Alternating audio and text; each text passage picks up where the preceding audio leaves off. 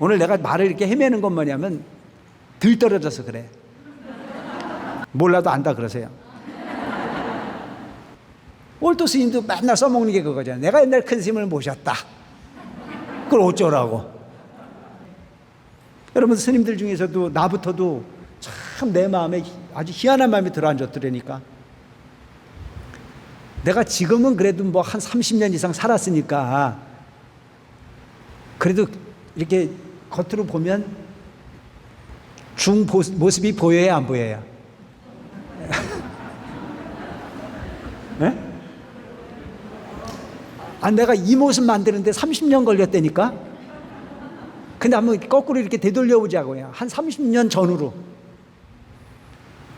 기가 막히지 않아요? 내가 봐도 기가 막혀. 여러분들은 잘 모르실 거예요. 구인사가 얼마나 위대한 도량인지를. 제가 그 조사스님 열반대제를 준비하기 위해서 며칠 전에 들어갔습니다. 열반대제 행사를 준비하는 과정 속에서 사무실에 있다가 좀 갑갑한 마음에 잠깐 밖에를 나와 있었는데, 조사스님 탄신 전날, 그러니까 열반제 전날 제가 그 사무실 마당에 이렇게 나와 있으니까 어떤 비구니 스님들이 한 패가 이렇게 내려오세요.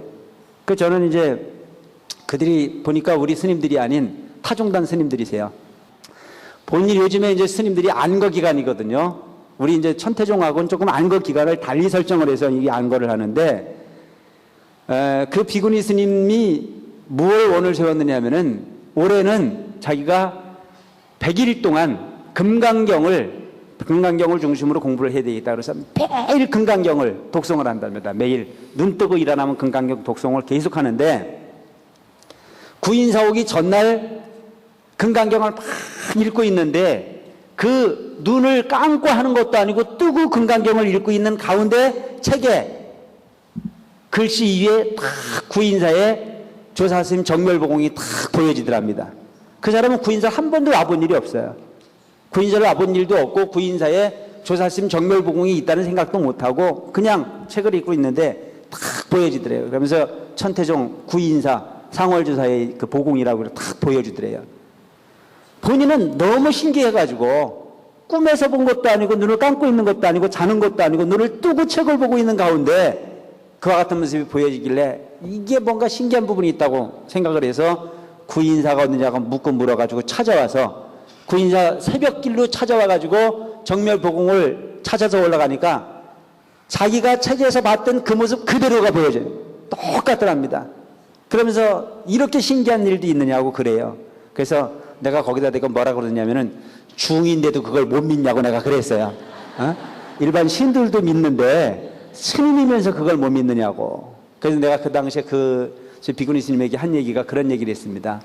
이 도량은 바로 짧은 세월 속에서 전국 수만 불자가 음집하는 도량이 되기까지는 말로 전해져서 구인사가 유명해진 것이 아니고 바로 몽중가피를 이룬 사람들이 참 많이 있다. 또한 현증가피를 이룬 사람들도 부지기수다. 이 도량은 말로 설명할 수 없는 큰 운이 함께한 도량이기 때문에 한 번 왔다 간 모든 사람들이 원하는 바 소원을 이룰 수 있는 씨앗을 얻어가는 자리라고 하는 이야기를 제가 한 바가 있습니다. 30년 전으로 되돌리면 나는 애 중에 한참 애야. 지가 불교를 알면 얼마나 알았겠어. 기가 막힌 일이지. 그런데도 그때 내가 잘난 척을 했다니까. 기도는 이렇게 하세요. 마음은 이렇게 쓰세요. 내가 그걸 했다니까. 생각해보면 참 덩어리에서 땀이 흐를 일이지. 부끄러운 일이야. 근데도 그때 그 부끄러움을 모르고 그래 이렇게 했어. 그러다 보니까 그때 어떤 신도들이 스님 법문도 잘하시고 스님 그 어린 나이에 출가하셔서 용기를 내주셔서 고맙고 큰 스님에게 친견을 해줄 수 있도록 기회도 주고 너무너무 고맙다고 막 양말도 사갖고 오고 메리아트도 사갖고 오고 그거 받아먹는 자비가 쏠쏠하더라니까. 그건 안 받아본 사람은 말을 하지 마세요. 근데 그걸 받아먹을 자격이 내가 있었는지 생각해보면 부끄러운 일이야. 참 알량하게도. 근데 그 부분이 습이 돼서 갖고 왔던 사람이 안 갖고 오니까 이 관리들이니까. 이게 병이 보통 심각한 병이 아니야. 애초부터 그런 습관이 안 들었으면 내 마음엔 도둑놈이 없었겠지. 한참 시간이 지나고 난 이후에 생각해 보니 참 별 희한한 인생을 살고 있다니까. 부모 형제 다 뒤로 하고 오직 청정한 마음으로 계율을 생각하고 부처님 가르침대로 인생을 살아보겠다고 출가한 내가 한낱 양만 몇 개에 메리아스 몇 개에 목을 메고 앉아가지고 마음이 희뜩희뜩 하는 걸 보면서 기가 막힌 나를 발견하고 난 이후에 내 스스로를 쳐다보니까 도둑놈이야. 여러분, 도둑놈 씨가 따로 있습니까? 마음이 바라지 말아야 될 부분을 바라고 서운하지 말아야 될 부분을 서운하게 하는 그 마음이 도둑놈이지 딴 게 도둑놈 아니잖아요. 그러니까 이게 아상이란 말이죠. 아상. 받을 만한 자격이 없는데도 불구하고 당연히 받아도 된다는 쪽의 생각으로 치달아가는 그 위험스러운 삶, 그건 우리 모두가 다 같다. 내가 아무리 열심히 살았어도 그 열심히 산 부분이 대가를 누구에게인가 받으려고 하는 쪽으로 생각을 한다면 여기서 말씀하시잖아요. 벽지불도 아니고 아라한도 아니다. 불교를 믿는 사람들이 가장 주위에서 소위 꼭 지켜야 될 부분이 사항 중에 하나가 뭐냐면 아상입니다. 그 아상 중에 어떤 게 아상이 있어요? 나 없으면 되나 봐라. 내가 한 게 얼만데. 그런 사람들은 반드시 부처님을 길게 못 믿어요. 내가 한 게 부족하다는 생각을 해야 돼요. 아, 내가 옛날에 절 지을 때 뭘 했다라고 하는 쪽으로 생각을 하면 그때부터 서운한 게 너무 많아요. 어떤 사람이 저한테 그런 말을 한번 한 적이 있어요. 스님은 그 수많은 절을 짓고 그 절 두고 올 때 얼마나 마음이 무거웠습니까? 라고 하는 걸 묻는 사람이 있어요. 그래서 내가 뭐라고 그러냐면 난 애초부터 내가 했다는 생각을 하지 않는다. 사실이고 내가 절을 설사 지었어도 내가 했다는 생각을 하지 않아야 돼.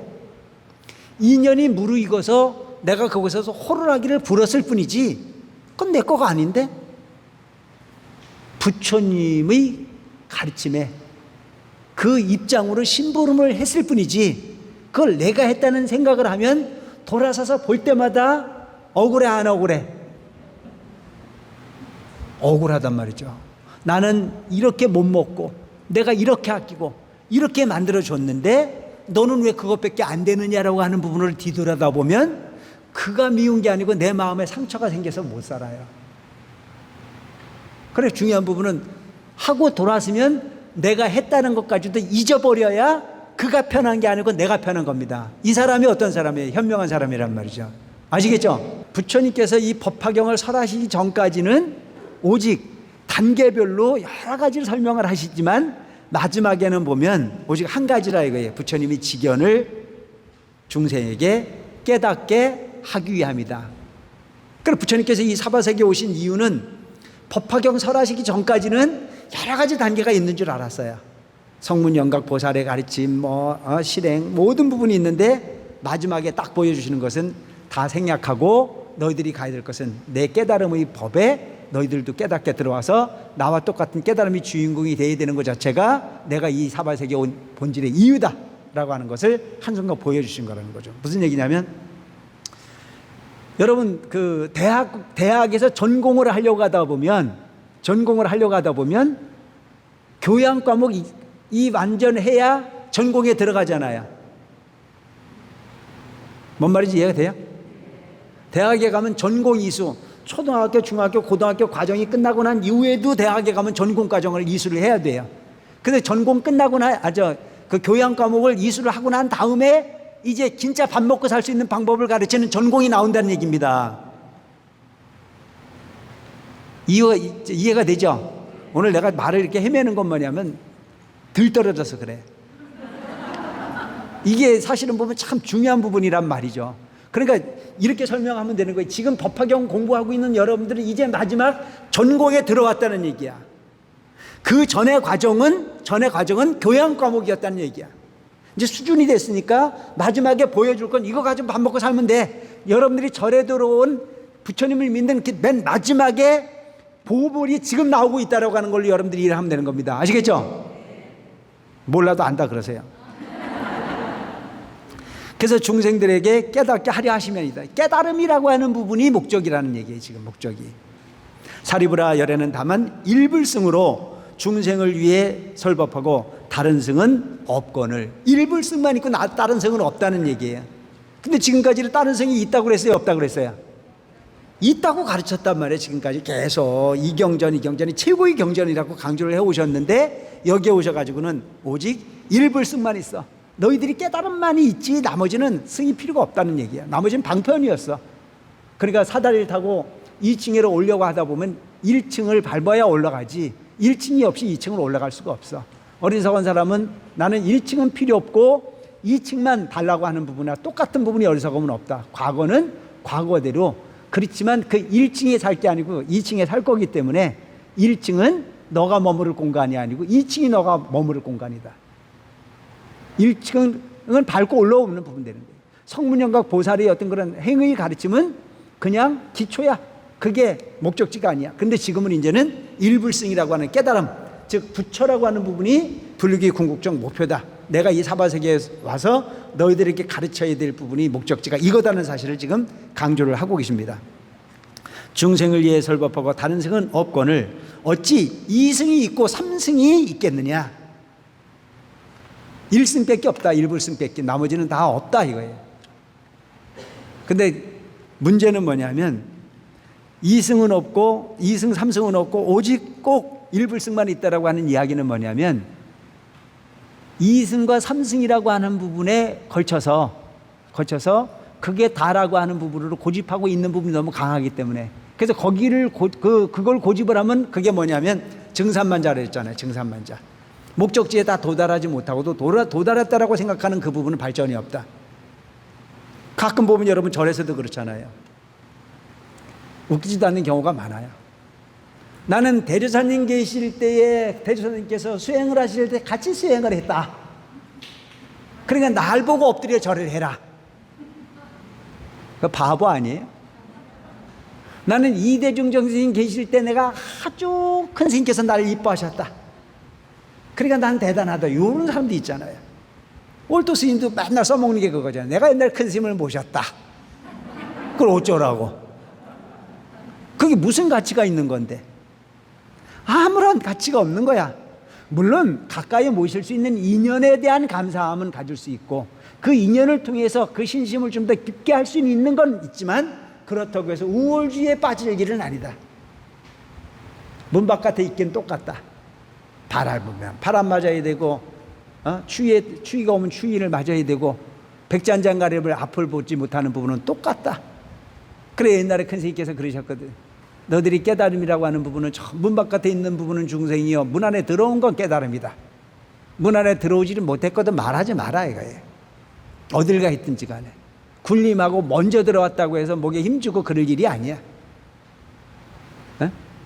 큰 스님하고 한 방에서 기도를 했든 안 했든 그건 지사정이지.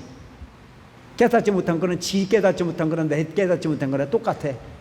깨달았을 때 부처가 됐을 때 그게 문제지. 그 이전에는 똑같다는 얘기예요. 그래 여기서 보면 과거에 내가 어떤 부분을 실질적으로 얻지 못한 부분을 얻었다고 생각하는 부분이 그거의 증산만이란 말이에요. 증산만이 딴 게 증산만이 아니고 지금 말씀하시는 부분은 뭐냐면 당신의 얘기만 얘기가 아니라 이거예요. 지금까지 일체 제불 부처라고 말씀하시는 모든 부처는 다 이렇게 일체 중생에게 2승 3승이 목적이 아닌 일불승이라고 하는 오직 일대사 인연이라고 하는 부분의 가르침을 목적으로 오셨고 그 일대사 인연의 가르침에 일불승이라고 하는 나머지 가르침은 없다라고 하는 걸 강조를 하고 계십니다. 여기서는 뭐냐면 과거불장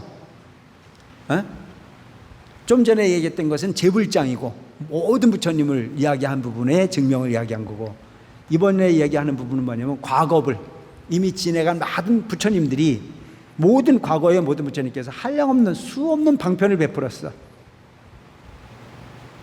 수없는 방편이라는 자체는 뭐 다양한 부분이 있잖아요. 방편이라고 하는 부분은 뭐예요? 상대방을 설득시키기 위한 다양한 방법. 방편이라는 자체는.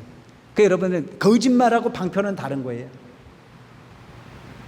거짓말은 생짜로 나의 이익을 구하기 위해서 하는 걸 거짓말이라고 얘기를 해요. 나의 이익을 위해서 상대방을 속이는 걸 거짓말이라고 해요. 방편은 어떻게 방편이냐면 상대방에게 이익을 주기 위해서 잠깐 동안 진실이 아닌 부분을 데려오는 거를 방편이라 그래요.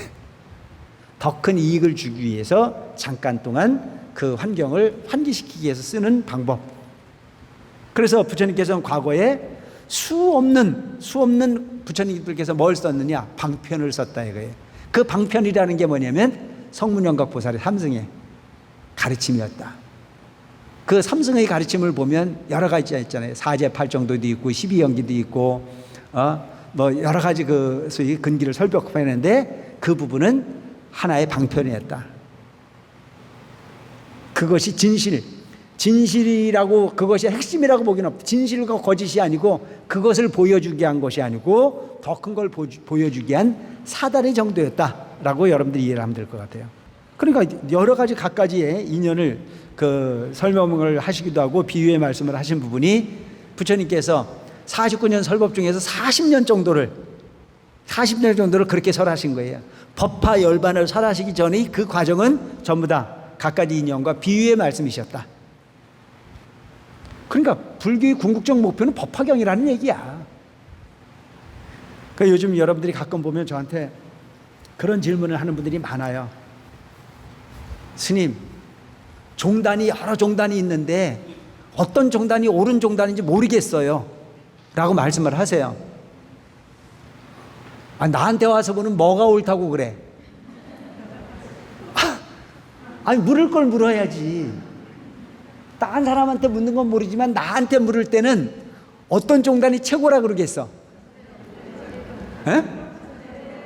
근데 이게 뻥일까? 아니 논리로 설명하지. 논리로 지금 이야기하잖아요. 아까 설명했던 58교에 대해서도 설명을 했잖아요. 어디에 해당이 되는 경전이 어디에 포함이 되는지.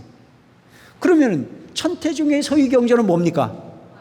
법화경이잖아요. 메인 교과서에 우리는 중심이 법화경이라니까. 그럼 법화경이기 때문에 일체 중생이 시리불성이야. 모든 중생이 다 마음만 내면 부처가 될 수 있는 희망종단이야. 법화경을 소유경전으로 하는 부분은 바로 여기서 얘기하잖아요. 일체 종지를 얻게 하기 위함이야. 뭐 나머지 설명할 게 뭐 있어? 내 입으로 자꾸 이야기하면 뭐 이상한 소리만 하는 거지. 그 단계가. 그러니까 부처가 되기 전까지는 다 이룬 게 아니야. 일불성을 얻기 전에는 다 이룬 게 아니야. 그러니까 우리는 절대 끝이라는 생각을 하지 말고 빨리라는 생각을 하지 말고 꾸준하게 가다 보면 끝까지 가게 돼 있습니다. 아시겠죠? 중간에 뭔가 빨리 돼야 되는데 어떤 사람들 와가지고 그러잖아요. 내가 기도를 이렇게 열심히 하는데 왜 나한테는 이렇게 억울한 일이 많이 생깁니까? 그걸 왜 나한테 물어? 업인데 업은 비켜갈 수가 없어요. 본인이 지어놓은 업인데 그걸 어떻게 비켜가려고 생각합니까?